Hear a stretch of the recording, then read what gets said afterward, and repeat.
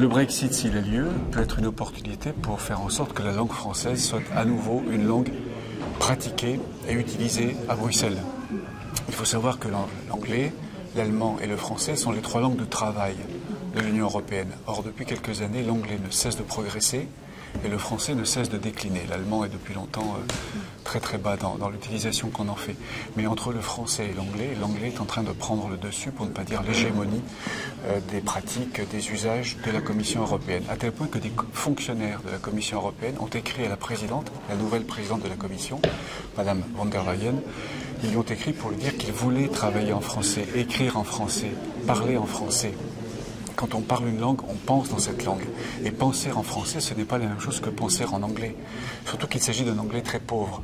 Un global English, ce qu'on appelle le globish, qui est une langue très pauvre, sans nuances juridiques, à tel point que les lobbyistes qui sont très puissants à Bruxelles, se servent du flou de cette langue, de ce global English, pour essayer de profiter, entre guillemets, de la législation européenne qui, justement, est trop vague à cause de la langue utilisée. Le français est une langue beaucoup plus précise. Au XVIIIe siècle, on parlait français dans toutes les cours d'Europe. Et pendant des siècles et des siècles, jusqu'au XIXe siècle, la langue française était la langue des diplomates. Donc il faut que l'Union européenne, les Nations unies aussi, bien sûr, mais l'Union européenne d'abord, retrouve l'usage du français.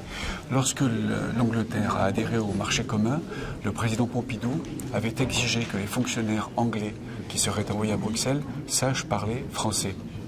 Depuis le président Pompidou, il n'y a pas eu la même vigilance de la part des gouvernements français et on en est arrivé à une situation que je dénonce aujourd'hui avec d'autres, avec la délégation générale à la langue française, avec qui j'organise un colloque tous les 2 mois ici au Sénat, un colloque sur la langue française.